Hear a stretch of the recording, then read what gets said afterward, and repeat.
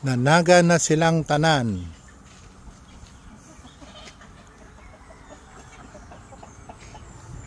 Napasagawas ang uban.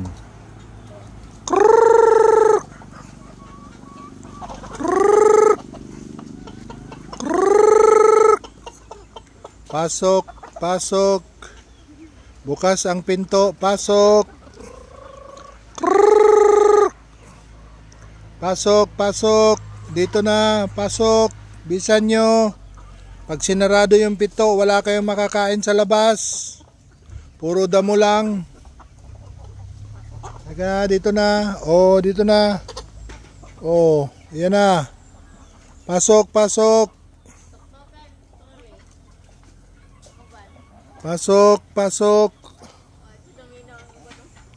Wala, mga gaig ulo. Mga gaig ulo. Dili maminaw, mga gaig ulo.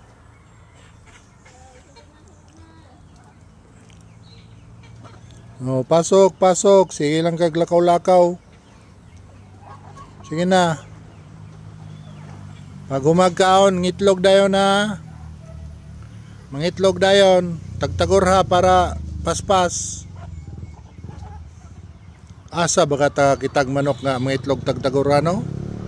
Kanang pagawas duha ka itlog dayon. Basig na mo yung manok ngayon na ha, pa hinako. Oy, dili magsabong. Di mag-away, daghang kay pagkaon, mag-away pagid gyapon.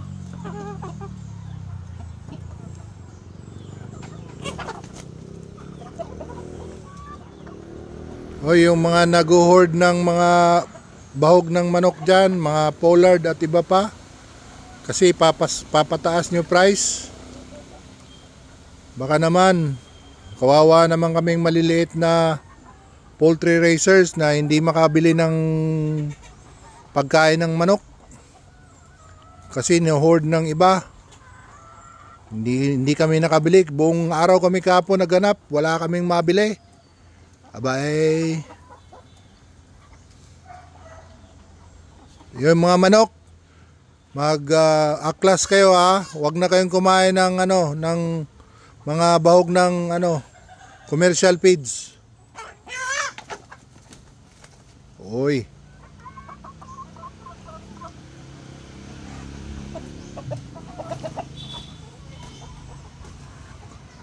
Kumain na lang kayo ng mga damo na lang.